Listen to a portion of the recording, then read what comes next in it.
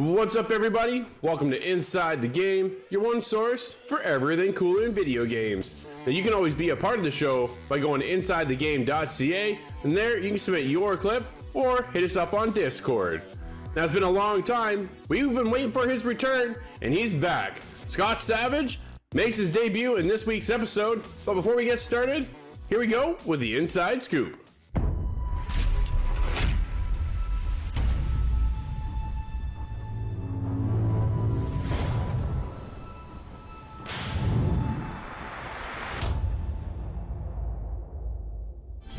So Xbox xCloud has been live for just over a month now, and honestly, I think it's been a huge success for Microsoft. It's a really cool way to kind of get involved into the games off your console without needing your console. You can play on your phone, tablet, smart TV. You can play on anything with a screen, essentially, that you can log into this this feature in this app. And the nice thing is it's been available on Android for quite a while now. The launch, official launch, was back in September, but we haven't had any iOS support, and that is a lot to do with the fact that Apple has a ton of policies that make it difficult to launch a new app on the App Store. So Microsoft has kind of vowed that they will have, iOS support at some point for xCloud, because this game streaming feature, I think, it's too big, and they want to be too successful with it to just have it on the Android market. It needs to be on iOS as well. So they are working on kind of a browser-based setup opposed to having an app on your phone. It's kind of like what Epic Games has done, where they've kind of circumvented the Apple App Store a little bit, and they're using a Safari-based browser version. So it's kind of interesting to see what Microsoft is doing here. They're trying to find a loophole so they can get on that platform, and they have said for sure they are looking at making sure they can hopefully get it to iOS for 2021. So if you haven't tried out xCloud and you're on an iOS device, you have to wait a little bit longer. But if you haven't checked it out and you got an Android, you got it, because this one is too cool to miss.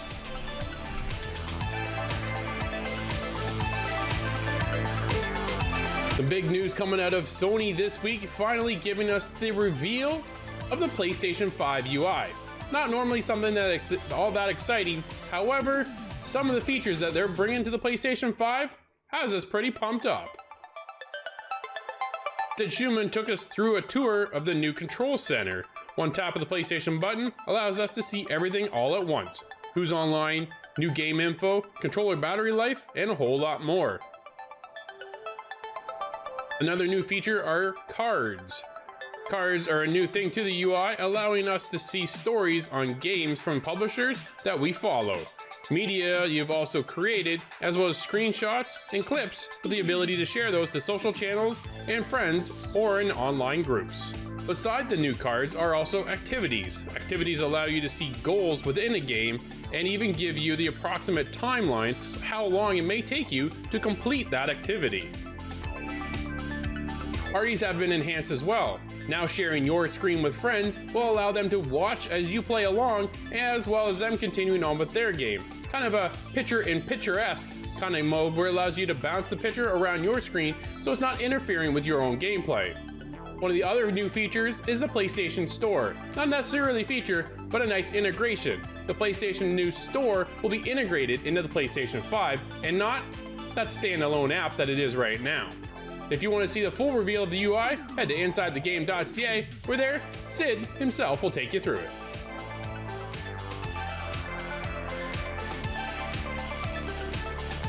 Believe it or not, Starcraft 2 has been around for over 10 years. That's right, 2020 marked the 10th anniversary of Starcraft 2.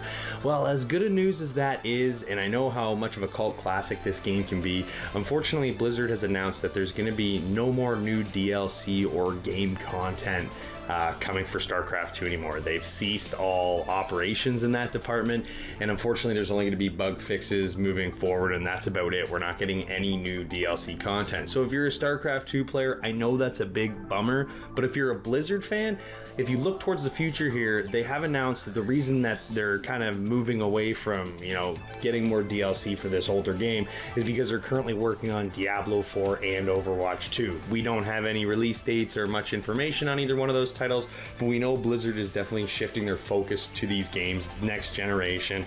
So as terrible as it is, it's sad to see Starcraft kind of lose this support, but at the same time, it's still a huge game. I'm sure tons of people are going to keep playing it, but unfortunately, there isn't going to be anything new coming for this one.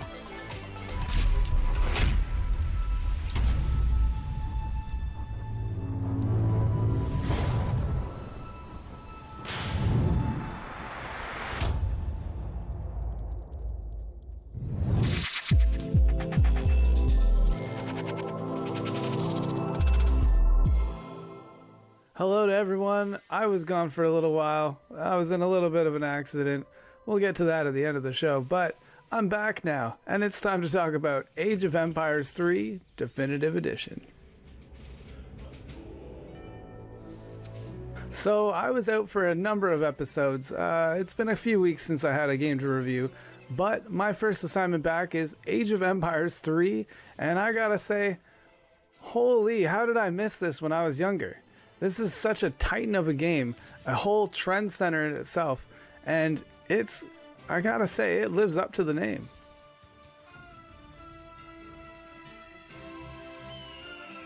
Age of Empires 3 Definitive Edition functions as a sort of remaster. I don't know if it really fits that definition for sure, but it absolutely has a reskin that updates the graphics, and they've also gone ahead and fixed a lot of the historical inaccuracies that were found in the original printing of the game. They did so with the help of many indigenous tribes and tribe members that they pulled into the team, used for some of the voice acting, and consulted as to their historical facts. It's not just a history book. Age of Empires 3 is quite a game. It still has that arcadey feel to it. There's multiple ways to win the conflict. The conflict is very slow and drawn out, where you are spent a lot of time building up your city before you conflict with the enemy. And like I said, there's different ways to win. You could get a trade victory by trading with all the natives on the map and kind of taking the territory in a non-lethal means. There's a lot of options in this game. It is a true RTS, and it holds true to all of the RTS staples. In fact, you could say that Age of Empires was the one that created the formula for all the modern RTSs. Think about Warcraft, the unit-on-unit conflict. Some units are better than the others. You build buildings that can give you upgrades for your civilization or just specific units in general. It has all of those normal staples in it, but that's not to say it's like all the other games. There's this age thing where you move through different ages as you technologically level yourself up, and your citizens get more advanced for that, and you get an edge over the enemy. There's a very large city building aspect to this game, and that's something that really appeals to me. As somebody who enjoys Total War and games of that matter, it's the slow, methodical game is how it got me. Now, the slow and methodical campaign is just one aspect of this game. There's actually quite a lot of variance into what you can do. There is historical battles that let you relive certain things from the campaign in just a shortened battle sense. There's skirmish mode. There's an online, fully available skirmish mode as well. And the campaign is not very short. It goes and goes, and there's a lot of game to sink your teeth into. This was such a trend center in the day, and it really holds true that they put that amount of effort into repackaging it. It's not just simply a repackage. It has little tweaks here and there to make it just play better, run better, look better, and just overall be better than the original copy. My lord, the Turks are moving in the great bombards. Now, all this praise aside, the game isn't exactly perfect. It warns you early on that this is a beta mode that I have access to. This is a mode created for the purpose of review, and therefore it will be a little bit different than the main print of the definitive edition. However, there are some glitches that are found, and these glitches can just be characters getting stuck in the mountainside and unable to move, characters just disappearing altogether. There are slight things that don't break the game, but things do get a little bit weird, and it's not exactly 100% perfect.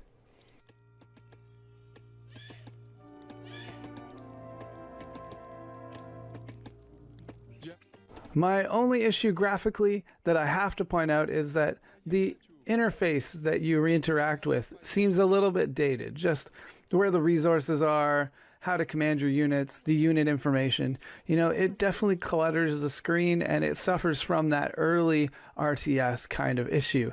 But it exactly is an early RTS. That makes a lot of sense. You have to consider where this game came from to really accurately scale the interface and the graphical capability. It's aging. It's not exactly something fresh.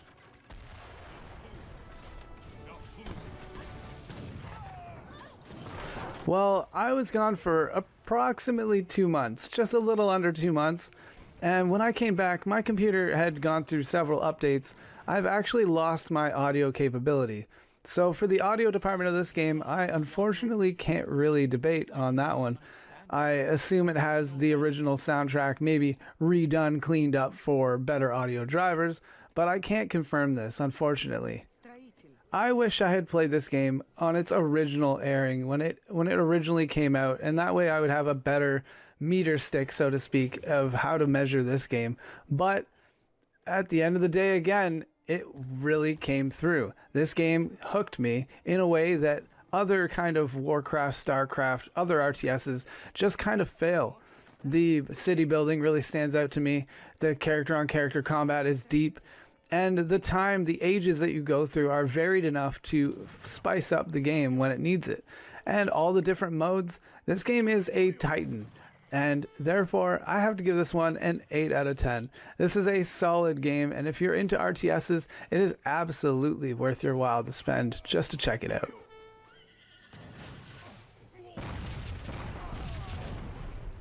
Age of Empires 3 Definitive Edition is a solid, competent version of the genre-setting series. This new edition has better historical content, better graphics, and slight tweaks to make the game even more enjoyable nowadays. With tons of modes and lots of factions to keep you playing, this behemoth of a game is absolutely worth an 8 out of 10.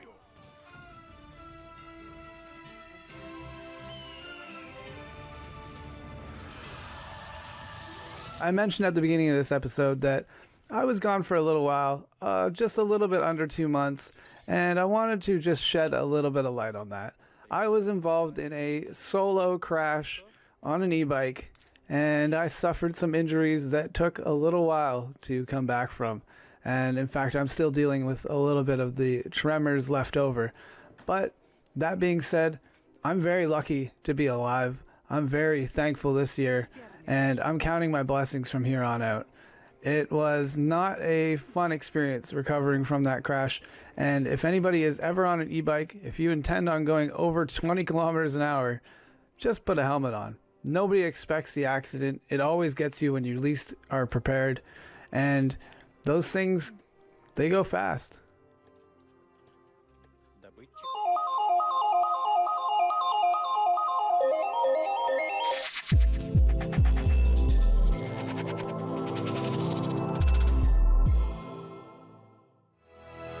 I'm back to be a barbarian once again.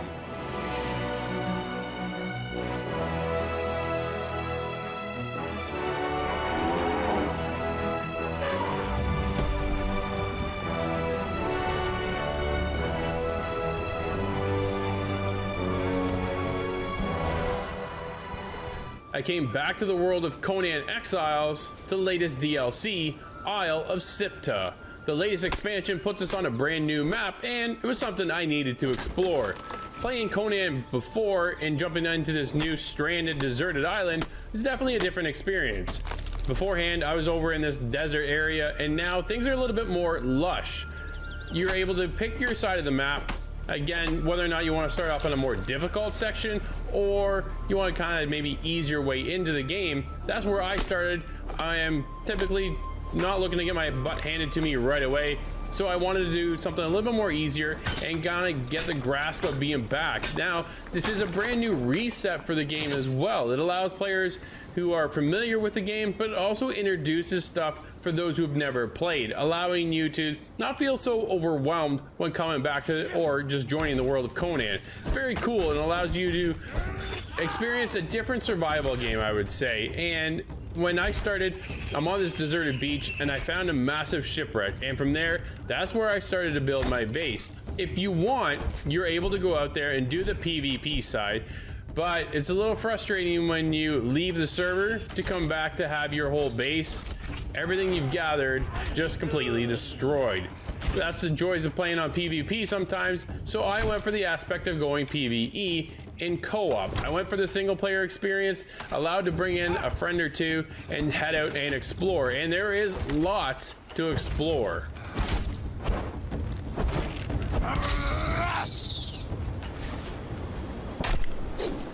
Setting out on the new island allows you to gather resources like any other survival game, and it really depends on how you want to play the game.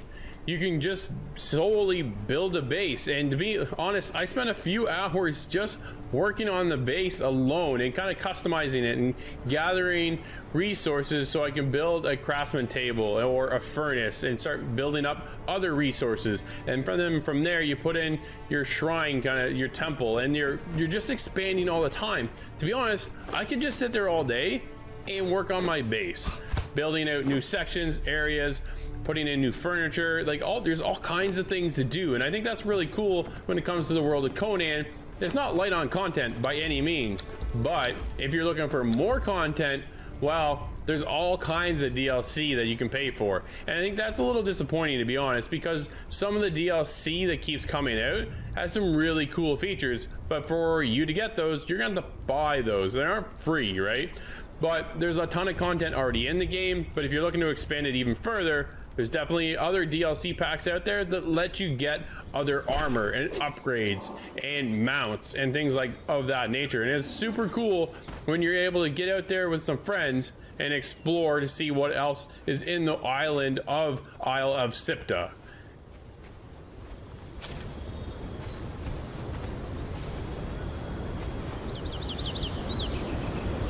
There's a massive tornado that's up in the sky, Maelstrom, and sometimes there's these tentacles that come out of it. There's just a whole set of exploration little hints that you want to see. Why is that up there, and what's going on with this sorcery that's in the world? And of course, there are huge dungeons that you're able to go out and explore, and cool creatures. Spiders are very common. Wildlife, you're going to run into these dogs are everywhere, the deer are there, and they're relatively simple to kill, but there's definitely some issues when it comes to the battling system itself and the building system as well. When you're out there fighting in our dungeons and you're getting clipped by the monster, actually the monster's head went right through my character. So, some detection issues are definitely there. There's no hit detection whatsoever. At some moments, they're running completely into the wall and getting stuck. There is definitely some polish that needs to be done with Conan.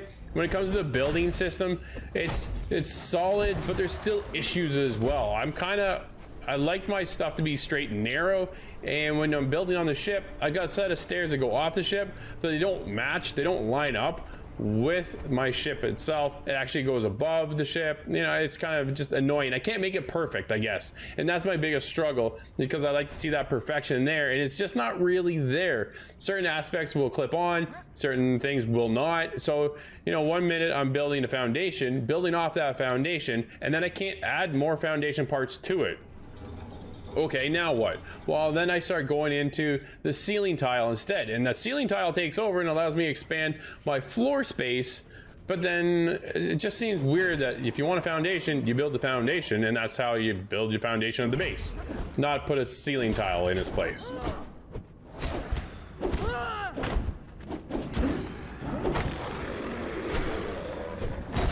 Conan Exiles' latest expansion, Isle of Sipta, has been a great new island added in, a nice map that lets you explore a different take from what you're experiencing before. A whole lot of desert beforehand. Now, with a new fresh take with huge, massive trees, cool monsters, hidden dungeons, lots of secrets to explore, and of course, if you like building and crafting things, it's all there for you as well. It's nice and inviting for new players, but there's also something there for old players as well. This is going to wrap up, for me, with a 7 for Conan Exiles, Isle of Sipta.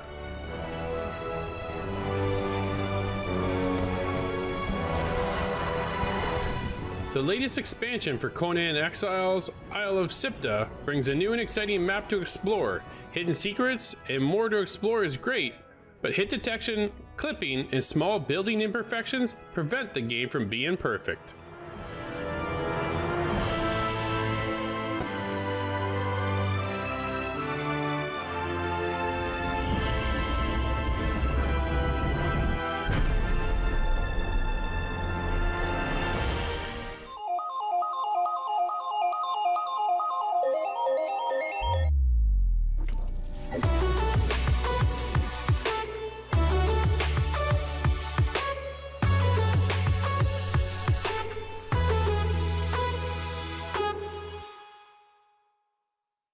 All right, guys, the holidays are just around the corner, and that means one thing and one thing only. Pre-orders are coming up for the Xbox Series X and the PlayStation 5. Now, we've definitely seen some hiccups, but we want to go with Xbox Series X versus PlayStation 5 launch titles. What are we getting on November 10th and November 12th? Corey, what's up for the Xbox Series X? All right, well, I think we're all pretty excited about Assassin's Creed Valhalla. I've already got my code. I'm just waiting to be able to play the game at this point. Yeah, sure. But no, yeah, definitely. I think this is kind of like the highlight of this list, right? It's a big game, huge anticipation for it, and I think it's going to be a great title, especially on these next-gen consoles. Yeah. So that's how they start off the list, but we get a few more coming. We got Destiny 2 Beyond Light, which I believe is a DLC pack. Yeah, Nate, you know more about this than I would, but yeah, that's what we're getting there with that guy. Dirt 5 on Game Pass, by the way. Yeah, on Game Pass. Yeah, Gears Tactics. We also have Tetris Effect Connected, Watchdogs Legion, which is a sneaky one down this list, which probably should be higher on this list, but I don't think this is quite a ranked list here. But yeah, I hear you. Again, I think this is a game we're all looking forward to jumping into when we get the chance. After Watchdogs, we've got Yakuza Like a Dragon, and that's it for at least for the launch day games that we're going to be able to play on this list. We've got Fortnite and a few other games, but for some of the newer ones that we're looking for, that's what we're getting. It seems like a bit of an odd list, though, when you're looking for, like, what comes for exclusives. When we go over to PlayStation, there's a lot of titles over there, man, and when you're looking on day one, you want something to play. Right? And then when you don't really have anything on the Xbox coming on day one, why get the Xbox? I gotta be honest.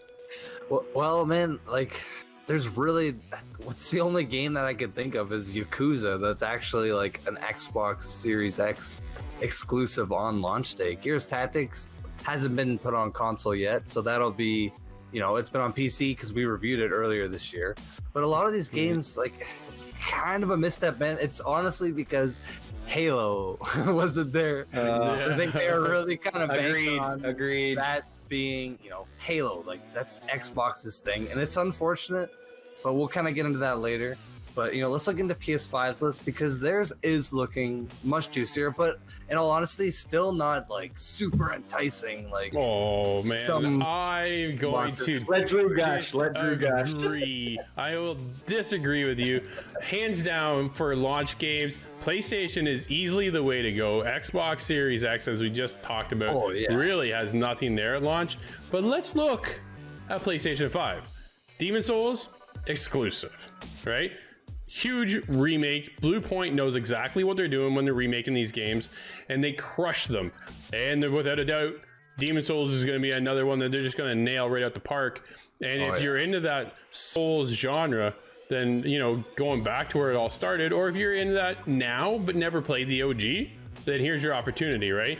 With super high fidelity, the graphics, gameplay, everything's been redone from the ground up, as Blue Point often does. So you can look for that one. Kicking things over as well is Spider-Man Miles Morales. Like, come on, man. Exactly. Adam knows what he's talking about. Nate doesn't know nothing. It's like that's the game you get the console for, though. You know what I mean? Like, that's the reason you'd be getting one. Not $100 game? Isn't it not like a full title? I believe it is a full title. I don't have the actual price. I thought I heard it wasn't, man. It could be a 40 game. So Yeah, right now, PlayStation's playing between the $40 to $70 range on their titles. They just updated some of their prices, like Demon Souls will be a $70, $80 game here for us Canadians, right? So they've upped some of the stuff. But continuing on down the line, you get Sackboy, A Big Adventure. Godfall is looking to be that looter slasher they're calling it over there at Gearbox. This thing looks awesome. So Godfall looks cool, looks like a solid title. Astro's Playroom is another one. Destruction All Stars. And then we get into the other ones that Xbox has with Assassin's Creed Valhalla. NBA 2K21 is going to be there. Devil May Cry 5 Special Edition. Fortnite's going to be everywhere again. They're not going anywhere. Destiny 2 Beyond Light. Observer. System Redux will be there, and of course Call of Duty Cold War, the Black Ops series, is back again and coming over to the PlayStation. They're just coming to next gen completely, right? But if we talk about exclusives for the day launch of November 12th, then it's easily no hands down. It's all in Sony's favor once again, which is unfortunate for Xbox, because why do I want to spend the money on the Xbox Series X or S, depending on which model you want to go with? And if there's no solid exclusives there, like Spider-Man, like there are, I think honestly the lineup here for PlayStation, there's a bit of everything for everybody. Destruction All-Stars looks like a quirky destruction game, like whatever. Astro's Playroom, if you had Astro Bot VR, what an experience that was. And then to get that over on the actual console now is a little bit different. Godfall is there. Sackboy is back. Some people are going to be thrilled for this. If you're a Sackboy fan from the old, Little Big Planet, the OG from PS3, those games were classics. Now we skipped mostly a generation. You kind of see Sackboy teeter on some of the appearances here or there, but now he's back as a launch title, which is cool to see. But then again, Spider-Man and Demon Souls. Between Spider-Man, Demon Souls, and Godfall, I think they're your top three right off the hop. And if you do get Spider-Man Miles Morales Ultimate Edition, they're also kicking in a code for you to get the Spider-Man remastered to go with it. And then on top of that, like Sony just keeps coming, because they go, you're going to play these games, and then after that, then what are you going to do? Well, we don't want you to go anywhere. We want you to stick around. So what do? They come up with the PlayStation Plus collection. And those games are games we've seen on PlayStation 4 that are coming all bundled in on November 12th. So you got Batman Arkham Knight, Battlefield 1, Bloodborne, Days Gone, Detroit, Fallout 4, God of War, Infamous Second Son, The Last Guardian, Monster Hunter World, Mortal Kombat X, should have been 11, Ratchet and Clank, Uncharted 4, A Thief's End, and Until Dawn. So not only are you getting all the original, those launch titles, some of the other ones that Xbox has as well with Assassin's Creed and Call of Duty and stuff, but then you're getting the PlayStation Plus collection as well. Which is great for someone who, hasn't had a PS4, which isn't a lot of people, but sure, there are a number of people that haven't played all those games. I mean, I haven't played a number of them. Yeah. So for me, I mean, unfortunately, I missed the boat on the PS5 pre-orders, but for me, it would have been great. But again, the whole Spider-Man thing, I think it's great, but they're just kind of, it's a little bit money grabby kind of, because the whole lack of porting your save files from any of those games, man, like that in my opinion, if I was a PlayStation guy going forward, I might be a little cheddared that I lost half my progress through God of War, and it's like, oh, I want to play it on my updated PS5, but wait, I have to restart. Well, so I think that's a bit of a slap in the face, man. That they need to come up with a cloud saving service. Otherwise, it just looks like they're trying to rake in money. But you are getting the collection for free. The collection is there for, well, not for free, sorry. It's $20 service. So the collection comes in, but you have all these games, right? Where it's, to me, it's another offering for you to stick around on the PlayStation side, PlayStation 5, so that when you are done all the launch titles or the ones you pick up here or there, then for another $20 or so, you're able to get into this massive collection. Is that a monthly fee, or is that just upfront? I'd have to double check on that one, Nate. Way to go. $20. That just sounds like an absurd. I just saw that. I thought it was yeah. So, but it's still, it's the offering that's there. The Xbox I don't see bringing to the table. You know what I mean? Well, Your biggest. There is Game Pass. Absolutely. Game Pass is carrying over Project X Cloud. Established. Game Pass is Up for their established. collection. Yeah. Yeah. Plus, Yeah, if that's you have true. a PC, then it's like 10 times the collection. Well- For $20 a month. I hope it's not $20 a month. We need to look into this. I'm looking into it right now. You guys keep talking about the Okay. Xbox. Well, I was gonna say, while we're talking about money, I think we should get into. We haven't had a discussion about the prices of these consoles since the Yeah. release of the price. We've talked about the games now a little bit. Drew's doing a little bit of research here. Yeah. I'm thinking, again, these titles are gonna really drive what people want to buy as far as what console they're going to get first. And PlayStation, I think, and what we just talked about, has a bit of an edge for people that like both consoles, I think. But we're primarily Xbox players. Like, we know Nate and I both have PlayStation 4s, but how often are we firing those things up over our Xboxes, right? That's we fair. lean one way more than the other. But when we look at the prices of these consoles, we've got the PS5 coming in at $629 Canadian for the version with the disc drive. Yeah, and then we do go down to, I believe, is $499 for the discless version for PS5. Which, as far as specs for both consoles, I believe the only difference is the addition of the disc drive. Exactly. There is no difference except for that drive. So for me, I'm leaving the drive out. I'm going discless. I know that. Done, right? Now, getting back to the PlayStation Plus collection, it is added benefit to the existing PlayStation 4 benefits that the PlayStation Plus members receive for a single subscription price. There is no extra Oh, cost. so it's just your plus price. It's just your added- Plus membership. Exactly. Year. Yeah. So it's Game Pass Ultimate It for kinda is, PlayStation. right? Yeah, you know, like same idea, right? Yeah. Like, yeah, you're getting a kind of a game library encompassed with your kind of online extra bonuses you're already collecting, right, for their money, which is that's pretty good. It's a great smart- lineup It's a there. smart move, right? think So Sorry, go ahead, Nate. Sorry, no, go ahead. Well, no, you go ahead. Because Okay, no, I was just gonna say, were you sticking with PlayStation? Because I was gonna change the topic a little bit. no, go for it. Go for it. No, I was just gonna say, so we got the PlayStation 5 at $629, and then the discless version, which I think we're all more favored on, because who doesn't want to save an extra, $130, $140. Exactly. Yeah. As we're moving to the Xbox side of things, we've got the Series X that's going to be $600, and then the Series S for $379, which is a huge difference in price here. But again, this is a Huge. significant difference in console. Exactly. Right, and we're not in this PS5. We're just removing the disc drive, right? Yeah. It's a not, I'm not going to say a steep downgrade, but it is a significant downgrade from the Xbox Series X console. But what they're saying is we're going to be receiving significant amount more power than the Xbox One X, even with the Series S. So I mean, it's going to be an upgrade regardless, and I think $379 is a pretty reasonable price for an upgrade over a console you may not actually own. Like me, I have an OG Xbox One, so an Xbox Series S would be a significant upgrade in my gaming setup. You know what I mean? So it's interesting to see how Microsoft's come in significantly lower with this. But again, they had to, like you said, Drew, because there is a huge difference in the technology in these two consoles. Once you really, I've seen quite a few videos on just the innards of all the things.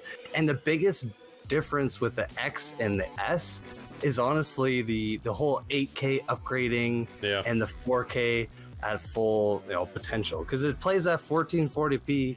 I'm pretty sure it's 120 FPS. So Which is pretty darn good. I mean, it's no slower. The load times are still going to be top notch. You got quick resume, which is Xbox's big thing. So, I mean, for me, I needed to get the biggest and the baddest, because I also want the disc tray for my 200 games that I can play because of backwards compatibility. That's You know the what I biggest mean? thing Xbox has for it, though, right? If you're getting into it, you're getting that backwards compatibility. We're moving forward. Sony has come right out and said you can get up to about 100 games from PlayStation 4 backwards compatibility with PlayStation 5, but you're not going to get PlayStation 1, PlayStation 2, or PlayStation 3. Not happening. It's just not coming. It's 2020. We should be able to do that. Well, exactly. But that's when they also came out with PlayStation Now, and that's their Game Pass service, right? And that's how they can kind of tie in some of that stuff. But even some of that's not even there either. Yeah. It all really depends on who you are, right? If you're primarily a Sony, a PlayStation guy, you might get the best version you can, and maybe kick tires on the 300 and whatever you said, Corey. $380, yeah. Yeah. 80 head, right? Where you still got the power, but it might not be your primary system.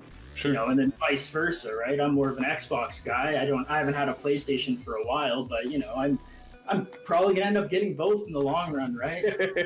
Yeah. It's gonna happen. Yeah, no, it's just think the nature of what we do. So to cover both, we're always in both now. But I've always been on the PlayStation side, and then you guys join up, and then wow, you're all Xbox guys, right? Which is cool, because then it introduced me to a whole other library of games. So the big push for me was back in the day when Splinter Cell went Xbox exclusive, and then I had to get my Xbox, and that's what changed it. And then from there, I just kind of stuck around. But I've always said, you know what? If there's a good game, I just want to play it. I don't care where it is. I just want to be able to play that game. But in the grand scheme of things, launch lineup for both consoles, preference is obviously in the eye of the beholder. What games are you looking to play? But for me, going out of the gate, swinging right now, PlayStation's come to the table where Xbox, I feel, just hasn't. Yeah, they missed the mark a bit. The Bethesda thing, I think, is a bit, as awesome as it is, it's a bit of a smoke screen because of the timing of it all, right? Everybody's getting jacked for this Bethesda, merger now with Microsoft and Xbox, but we're not getting any Bethesda games at launch, so like, you know what I mean? Like we're getting games on Game Pass, but you know what I mean? Like there's nothing new coming from those studios that we've been told for launch. So it's kind of like, okay, it's not launching with Starfield, right? Yeah, where are they? So here's the thing. We need to kind of look into the future, let's say, because I think that's where a lot of PlayStation fans are like, I can wait until next year when we kind of know more about what Bethesda's doing. Because honestly, I think they spent that money, and especially because Sony's very set on having exclusives. I mean, you can tell. So I think Xbox, they're not going to just be like, here you go, you can have the biggest Bethesda games, no problem. It's not going to happen. I'm pretty set on it not happening. So I think moving forward, it's gonna be a different game. Like Microsoft even said in an interview that they're still looking to scoop up more companies. And I mean, let's look at their 23 studios they have. They got pieces in all the cake, man. They got the racing, they got open world, now they got the RPGs like crazy. They own the Western RPGs market, where Sony's that Japanese RPG market. Sure. So it's pretty cool. Like Xbox, man, it's the future that I think a lot of people are looking forward to. And I mean, the present, if you don't have Xbox now, I think getting upgrading to the S or the X and hopping on that Game Pass train, you have an entire library of games to just lose yourself in. And it's kind of a toss-up, man. Like the PS5 hands down has better launch games. There's no argument. Like Demons, like you said, like 4 actual exclusives. So that alone, and they're looking good. But I think launch window, because we don't really know about Halo Infinite. We don't even know about Starfield. Like, who knows, man? They've been talking lots about it in interviews, man. Maybe we'll get a curveball. Dude, that's wishful thinking. Man. Wishful thinking. Yeah, we'll be a year or two out from getting anything, I think, out of Bethesda when it comes to anything for Xbox. But for a launch window, Halo is in that window. I would hope. For the Xbox Series X. They announced Fable. I believe they've been working on it for a while, but I don't think it's hitting that launch window, which is really disappointing. I think if they would have had Halo and Fable at the launch, that really would have helped solidify Xbox, right? That really would have had them coming out of the gate, swinging hard. And unfortunately, neither title's ready, and that's really disappointing because... Do you think COVID took a part, or do you think it's just because Xbox is it's just been this slow process of them really establishing who they are, you know what I mean? Honestly, like, Halo, they delayed, so I think Microsoft's really they're patient. They're not, there's no crunch, there's none of this bull crap, man. They're like, you know what, take your time and make what you think your fans are gonna want. Yeah. No, I agree, Nate. I think COVID had setbacks for everybody. We've seen the setback. Look, we're all from home right now. Everybody right now is working from home. So you imagine, a couple hundred people in a studio, all of a sudden now transition to home. that's going to delay stuff. It's going to delay the launch of the systems. It's going to delay the launch of the games. So that's how its ripple effects come down the line. And that could be one of the reasons why we've seen Halo pushed out maybe to a later portion of the launch window, hopefully. But we need it this year. I think that's a big push. They have to have it this year for Xbox. For Christmas? No. I don't okay, think... you meant like this year within the next launch. Yeah, the launch window, like the next 6 months, right? Of the launch kind of thing. They made me feel like that's when it was going to be out too. Like they were delaying Halo because it was supposed to be a launch title, so they can't. I think they know they can't delay it too much longer. You know what I mean? Because those titles, like you said, like a Fable or a Halo, is a reason people buy the console so they can play the newest version of their favorite game. And PlayStation's got that, and Xbox is tripping a little bit. They're tripping up on this one, and it's kind of upsetting to see. Like I don't know. Again, but Microsoft and Xbox are leaning more towards sharing with everybody, working with everybody. Where Sony is Sony, and they've always been Sony, and they care about what they're doing, and they do it well. Yep. But Microsoft and Xbox have always tried to be more of an open community in the sense that they know they sometimes play second fiddle to Sony and PS5. So they do things that maybe they're not doing, right? Like we said, we've got this xCloud service now, which is really awesome. I think we've all kind of jumped in and tested it out. Yeah. But again, it's one of those things where, they're in cahoots with Nintendo now too. I mean, we haven't got a ton of details on what they've been doing, but we know stuff's happening, right? So it's interesting to see them doing that, and I know they probably would want that to be more open source. Obviously, I just don't feel like they lean towards the console wars side as much as everybody maybe necessarily thinks there is that. That's totally a made up freaking thing. I know, fanboys. No, I think Xbox is really leaning on the Ultimate Game Pass more than the actual Xbox itself, right? Which forward. I think is within the Xbox family, PC, Xbox, and your smart device. Not necessarily Sony. They're not that. The console and the console only. I think they without getting too much into it, I think they'll get some things from Microsoft, like the Minecraft dungeons and whatever else. But man, we'll have to see, boys. It's been a good discussion. No, it's definitely been a great one. We'd love to hear your feedback. Hit us up at insidethegame.ca or just join our Discord. We're always live in there. Who's winning this war for PlayStation or the Xbox Series X when it comes to the launch titles?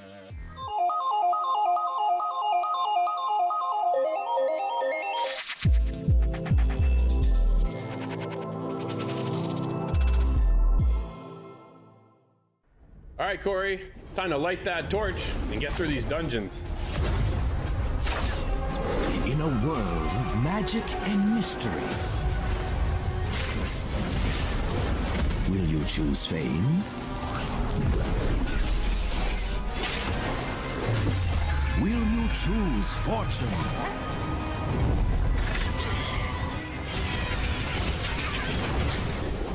Or the future of the frontier? Corey, you and I jumped into Torchlight 3 over on the Xbox. You recently actually had an interview with Max talking about the game, and now we went hands-on. What are you thinking about Torchlight 3? Well, we got to review Torchlight 2 on the Switch a little while ago, and that game, I never played the first game, so I was really surprised. I jumped in this game. I love this game. So when I got the opportunity to talk to Max Schaefer, the CEO of Ekra Games, is actually the developer of Torchlight 3. He kind of got, let me know some of the changes that we got this year compared to last year's game. And the biggest one is the 2 new character classes when you first jump into the game. And that is the Forged class and the Railmaster class. And we do have the Sharpshooter and the Dusk Mage, which is actually really cool. There was a bunch of customization right off the bat when I jumped into this, especially when I picked my character, which was Forged. I wanted to go with the new one, and Max actually kind of leaned me in that direction a little bit because he said that was the one he was going for. I'm like, well, if the CEO's gonna pick Forge, I gotta check out this class, right? Yeah, and let me tell sure. you, I'm definitely not disappointed jumping into this game because we get these, these RPG dungeon crawling elements all the way through. I just like the ability that I have with the Forge class. Like, I know you went with the sharpshooter, and I'll let you get into that in a little bit here, but I get a little bit of ranged and close combat if I want, depending on how I build my character in this game. And it was a lot of fun to be able to customize this, because now that your skill tree is a little more prevalent in the menu system, because last year it was bogged down a little bit and it was hard to find, now it's kind of right in your face and you can kind of customize it on the go when you're kind of ripping through some of these dungeon areas. But I'm not going to get into too much yet. I had a lot of fun, Drew. What did you kind of think when you first jumped into this one? Well, that was initially everything opens up obviously with a cutscene, and then you start building out your character, right? And I was kind of hoping for a little bit more customization when it came to stylizing my character. Picking the face seemed pretty limited, a couple little hairstyles here or there. It wasn't, I guess, as much detailed when it comes to some of the other games where we go in and customize so much, right? A lot of the RPGs, when you get into an RPG similar to this, you could be there for half an hour just customizing your character. Where I was kind of done in like a good 5 minutes. So, I was all set. Got my class, I got my sharpshooter, I got my relic, and then I got my pet to go along with me. So, to get in, I thought it was relatively easy.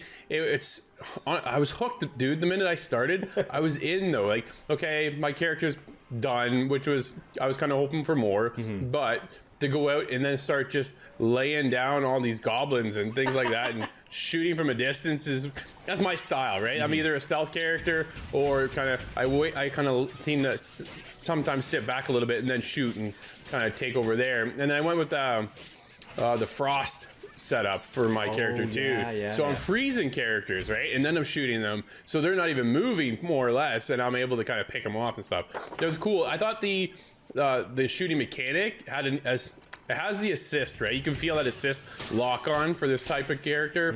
For me anyways, I thought it was really family friendly in a sense and just easy to get into. And then from there, I was leveling up my character because it was just nonstop, go. It was so cool to get into. The button layout is done nicely. We're using the A, B, X, Y buttons for all our attacks, and then it stacks with more attacks if you hold left trigger, and then you can expand your attack list even farther. And it was implemented in a way where it felt really natural when you're playing with the controller, right? And like you said, there is definitely an assist, and even as the Forge character gets like a chest cannon, and I can basically just fire that thing like a Gatling gun, and sometimes if I'm in a crew, it's just like, I'm right around, it's just taking this guy out, and he's just kind of spinning around. So, I mean, there is definitely parts of this game where you feel like maybe it's a little too easy, but there's a few game modes here too. We both played on normal, where it kind of allows you to get into the story a little bit more, but also kind of enjoy the amount of action they kind of throw at you. But we do have a few other difficulty levels above that where we're getting harder characters and more of them. So you can definitely ramp this up if you are looking for a tougher run through some of these levels. But I do like the ability to customize, like you said, our runes, and that was kind of the way we get to pick a class character. There's only 4, so there isn't a ton here, but being able to pick this kind of rune, and there's 5 different runes, 6 actually, I think. It allows you to customize your play a little bit more. You pick the ice. I picked the electric, which I thought would kind of suit the robot pretty well. And let me tell you, it's sweet. Like, I can have lightning storms coming down, and like it's cool. Super cool, right? And we've got there was Bane, Poison, and I think also like a blood one as well. So there was quite a few cool relics that really allowed you to kind of fully customize your play experience when you go through this dungeon crawler. Yeah, I like the skill tree. I thought it was super easy to find and get into, and then you can see which way you wanted to kind of customize and build out your loadout kind of thing for your character. And to get in there, and you can kind of soup up one of the abilities and get that to the next level, or you can kind of keep branching out. The higher you get in the level, obviously it unlocks other abilities and stuff. And it was just like, man, it was cool. Like, I got a frost monster walking around, it was awesome. Corey, one of the focuses on Torchlight's games are the multiplayer, and you and I jumped into the single player and then wanted to hook up together and play the multiplayer, but little did we know you actually had to do the multiplayer first. So basically what's happened is we played hours upon hours of single player. the story, the campaign, everything moving forward, grinding up our character, thinking Corey and I can meet up online together and just continue on from there. Turns out that's not the case. You actually have to go to multiplayer, select multiplayer, and start from scratch. I mean, make your character all over again, pick your relics, pick your, I picked the owl, so you pick your animal, and then you start the whole campaign over again. So here's an inside tip. If you're getting the game for Torchlight 3, just start multiplayer. There's no point in playing the single player, which was a little baffling to both of us, I think, Corey. Yeah, it was, you know what, it is definitely the most disappointing portion because, I mean, I don't know of a game that I can think of, at least off the top of my head, that does this. Like, because to me, it just makes sense. Like, this is a grind style game where I'm going to be playing as maybe 1 or 2 characters at the most, really, to start. And I'm just going to grind through the levels and get my abilities up and keep going. But if I can't just take my character when I'm playing by myself and jump in and play with my friends online with that same character, if I started in just the single player mode, it's super disappointing, right? Like, I like Torchlight 3. I'm having a blast playing the game, so I don't mind jumping in and grinding in and playing and, you know, playing more, but I don't want to have to play through that same story that I just played. And maybe I don't think it's any fault of our own. I don't believe it prompts you early on that, you know, if you pick one over the other, where you're going to end up with this. So again, I think as a good kind of initial tip for this game, make sure you play on the multiplayer mode right from the beginning. It's the same as single player, but at least if you get to play with other people because they're in the world with you, or you can bring your friends in, because that is definitely a big hit here. One of my favorite parts of the game, the fort. You have your own fort, man. I love this stuff. So you know what I did? I jumped into my fort and I completely wiped the thing clean and started from scratch and building my own. It was so cool.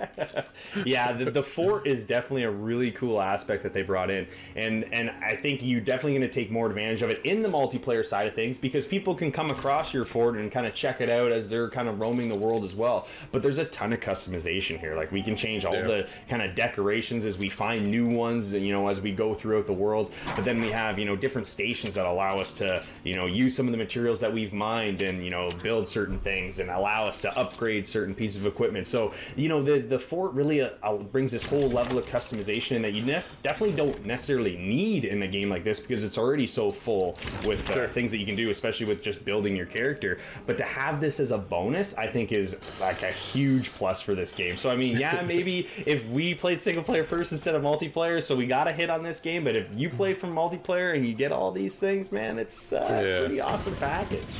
No, absolutely.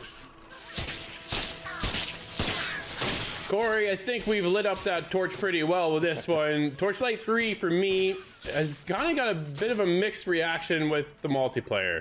The game is an absolute blast. The single player is cool. The game mechanic behind it all is awesome. The fort is a wicked mechanic. I absolutely love it. I loved everything about this game, and I was going in high, and then until you and I couldn't really meet up the way we wanted to, really took things down a notch. And unfortunately, man, that was just a big swing and a miss when it came to the multiplayer. I want to take my single player character that I've created, grinded with, and then bring it over and meet you up over in the online component of it, and it's a whole different thing. You got to start all over again. And when you spend hours grinding out your single player, the last thing you want to do is do it all over again from scratch. So for me, that puts me down at an 8.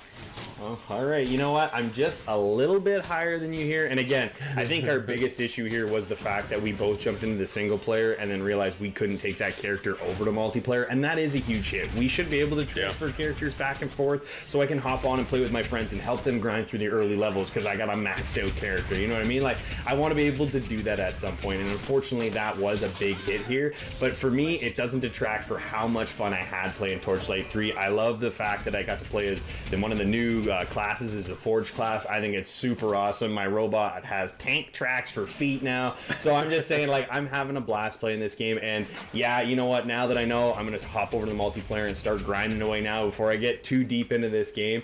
But at the same time, I think there's just too many fun elements to this game. It's a ton of fun to jump into. It's easy. You know, I think for anybody, you know, level of gamer as they go through, expert to beginner, all that, I think this game's got it all. I'm there with an 8.5. Nice.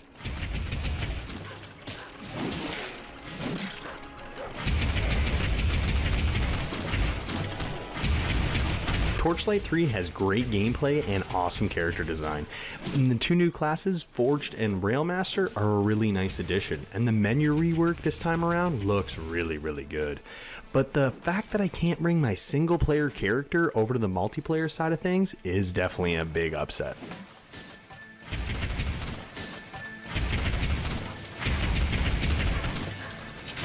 You're close to dying.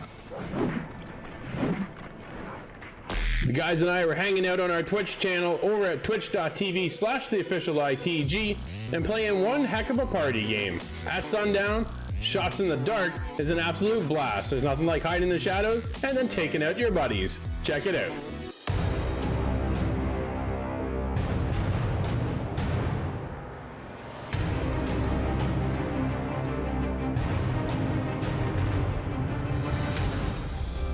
Got this guy. Stand clear of the tracks.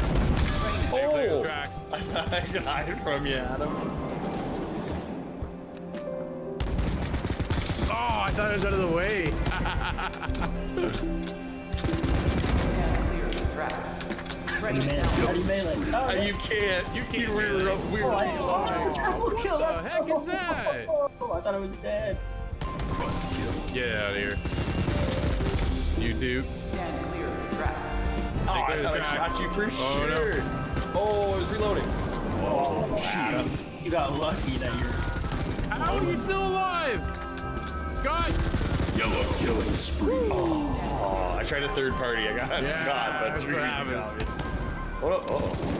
No, no! I'm reloading. Oh, I gotta get out of here. No! Ah, man! Stand clear of the tracks. Oh, no. Is now Ah, Scott, I saw you sitting there. I saw you. Oh, there's Adam now. I'm not. Oh, no. Oh, I tried to get sneaky coming around there. approaching.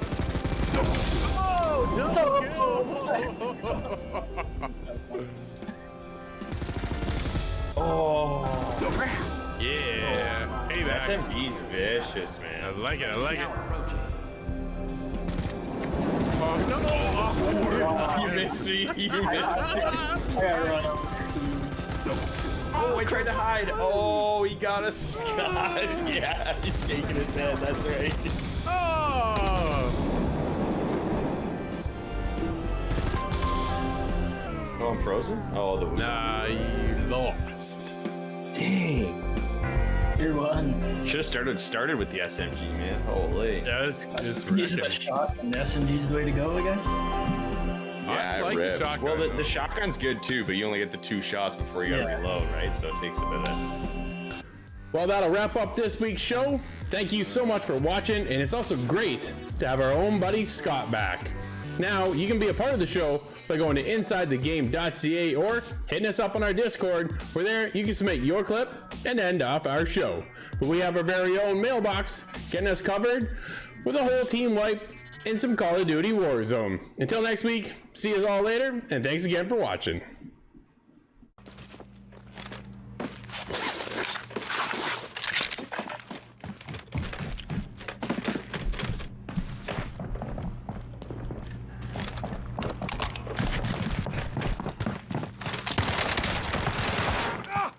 I'm hit!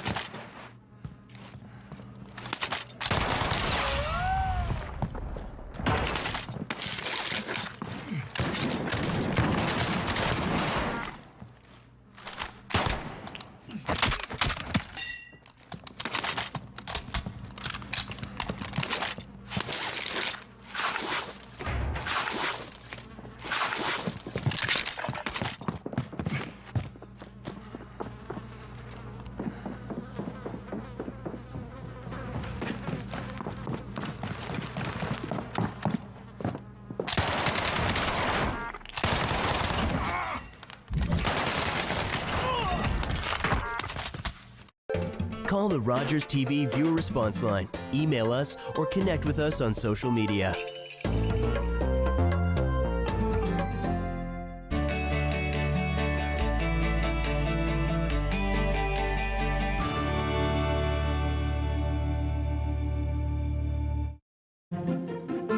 Do you have something to share? Let everyone know about your next meeting, your need for volunteers, or your fundraising event on the Rogers TV Community Billboard. Send us your words and we'll bring them to life on Rogers TV and rogerstv.com. When it's time to spread the word, go to rogerstv.com to add your announcement to the Community Billboard. I joined because I wanted to help others. To be a part of something bigger. To show my kids what's important. I joined to make my community stronger.